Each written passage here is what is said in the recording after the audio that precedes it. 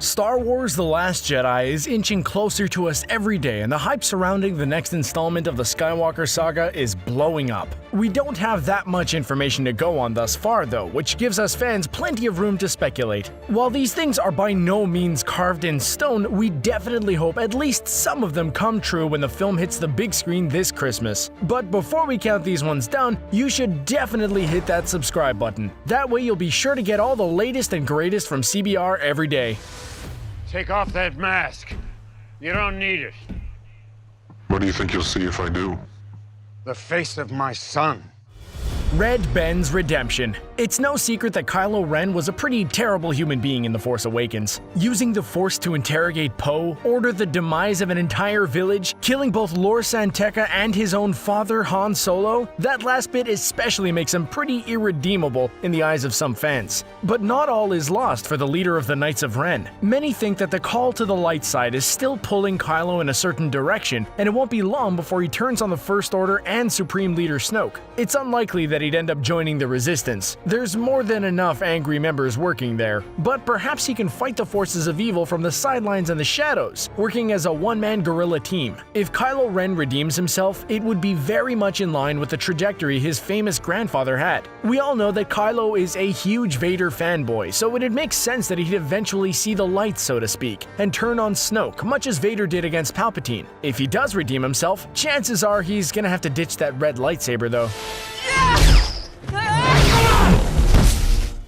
Downfall of a Rey. On the other end of that spectrum comes the downfall of Rey herself. While she may look like the ideal hero in The Force Awakens, there were some moments both in the film and the novelization that suggest some sinister thoughts are operating around Rey. While she may have won us over in the 7th episode with her likable personality, unusual proficiency with the Force, and all-around positive demeanor, many think that it's all downhill for Rey from this point onwards. Case in point from the novelization of The Force Awakens, where Snoke uses the Force to communicate with Rey, essentially egging her on to kill Kylo Ren at the end of their duel. He clearly sees something in her. Snoke's desire to work with Rey was apparent the moment he told Kylo Ren to bring her to him. Could she be some sort of secret weapon that Snoke was looking for or wants to control? He obviously seems more interested in her than he is about Kylo Ren, which says something about both of the lightsaber-wielding characters in Force Awakens. It's not unreasonable to think that her parents hid her on Jakku to hide Rey from Snoke and his nefarious plans. I had no idea we had the best pilot in the Resistance on board. Comfortable? Not really.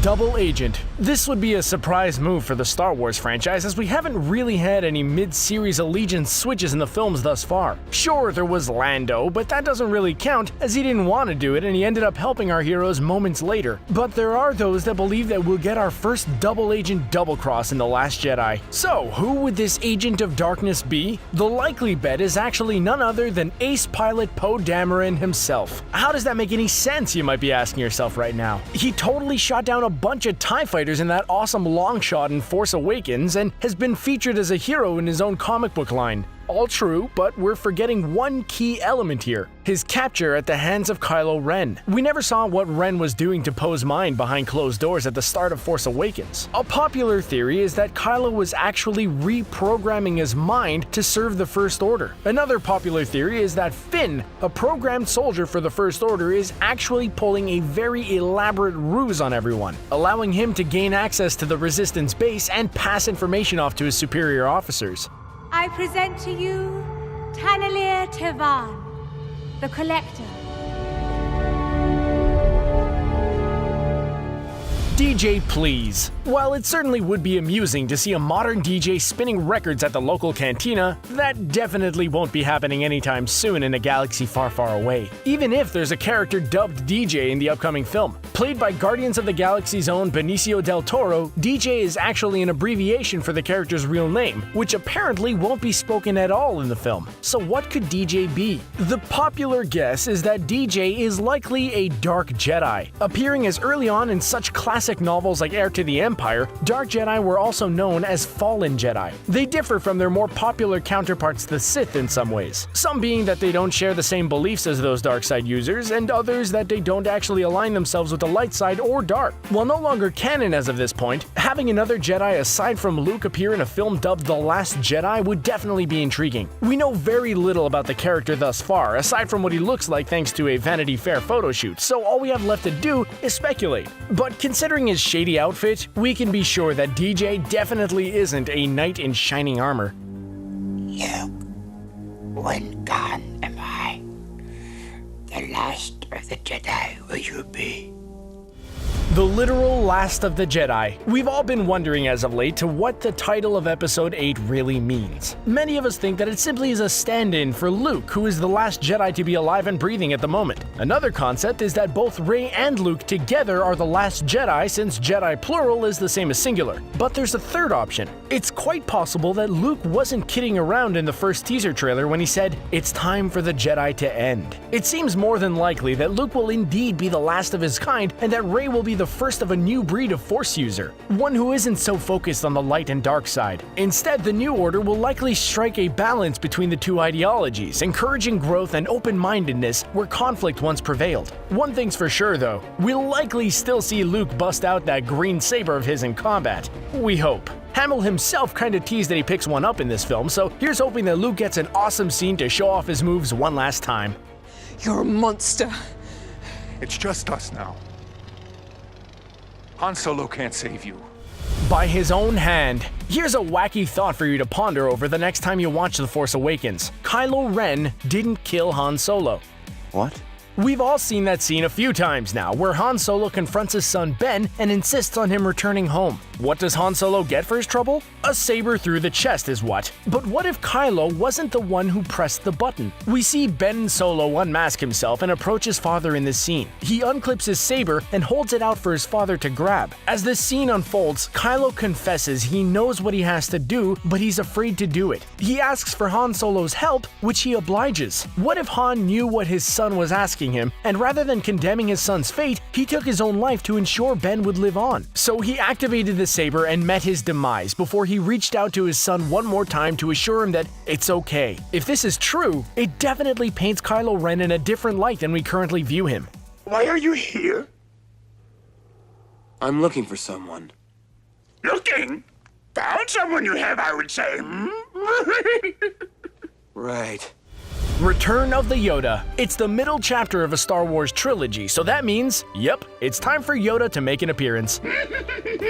While that's by no means a rule or a formula to follow, all signs do point to our favorite green alien returning to a galaxy far, far away. Thanks to him becoming a Force ghost at the end of Return of the Jedi, it's not out of the realm of possibility that Luke has been in communication with Yoda and even Ben Kenobi since the end of that film. Maybe less so while he's been in self-imposed exile, but nonetheless, there's likely been a lifeline for him to access over the years. With Luke at an all-time low, having Yoda come in to help while a new student emerges seems to be the case. Yoda puppeteer and voice actor Frank Oz has stated to the press that he's been told not to talk about whether the once Jedi Master is in the film or not. While this is by no means a confirmation, it does indicate that Oz will likely have some scenes in the final film, which make happy the fans this news will. Leave the base at once and come to me with Kylo Ren. It is time to complete his training.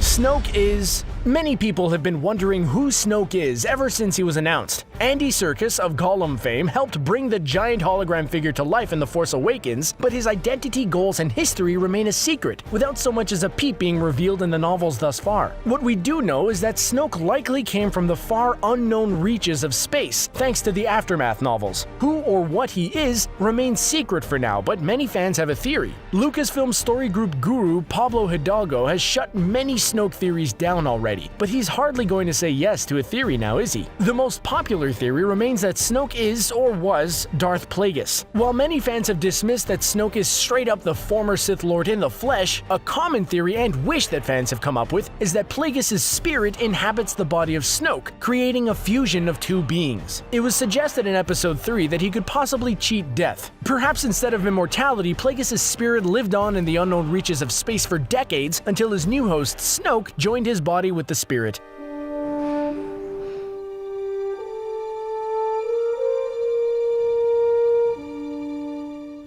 Rey Rey Skywalker. One of the biggest questions to emerge out of The Force Awakens was just who the heck Rey's parents are. This wouldn't have been a big deal if it weren't for two things. This is Star Wars, and that the film went out of its way to bring them up on more than one occasion. Many people have already built up a huge list of possible candidates. One of the more popular ones among fans is that she is Luke's long-lost daughter. Abandoned by him on Jakku when his academy fell, she was left alone for her own protection, as the dark side would have likely had an interest in the daughter of the famed hero. To protect her even further, Rey's mind was wiped, not unlike Revan's from Knights of the Old Republic, and Rey went about her ways in the wasteland of Jakku. Oh, and there's the whole matter of Anakin's lightsaber calling out to her. If she is Rey Skywalker, she would carry on the legacy of her father and her grandfather. She would also become cousins with Kylo Ren. This family drama parallels that of the old expanded universe novels, in which Han Solo's son fell to the dark side and fought against his sister and Luke's children. We know Lucasfilm has been pulling from these non-canonical books as of late. Perhaps this is another example.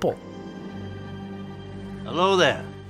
Or Rey Kenobi. But Rey Skywalker isn't the only popular theory out there concerning Rey's lineage. Thanks to a few key secrets in The Force Awakens, many fans believe that she's actually the granddaughter of none other than Obi-Wan Kenobi himself. But how does that make sense? Jedi were taught not to love, or so the prequels told us. This is true, but the Clone Wars animated series also taught us that Kenobi may not have been so by the book as well, as there was obviously a thing going on between him and Satine of Mandalore. So it's not impossible to assume that Kenobi found love once again later on in his life and had a child of his own, who grew up without knowing just who old Ben really was. There were a few clues in Force Awakens that suggest Kenobi's involved. For one, both Alec Guinness, the original Ben, and Ewan McGregor both supplied lines of dialogue for Rey's Force flashback, telling her that these are your first steps. These are your first steps. The fact that he's addressing her and not Anakin is pretty darn important here. Furthermore, in the novelization and the script, it's revealed that Luke recognizes Rey, perhaps an indication that he sees old Ben in her. We'll hopefully find out when Last Jedi hits theaters. Exciting is hardly the word I would choose. There you have it, young Jedi apprentices. Which one of these crazy and not so crazy concepts do you hope to see the light of day in The Last Jedi? Who should Rey end up being? Will there be a traitor in our hero's ranks? And will Kylo Ren ultimately redeem himself after taking our Han Solo? Sound off in the comments below, and be sure to like this video and subscribe to our channel to get more videos like this on your playlist. Thanks for watching.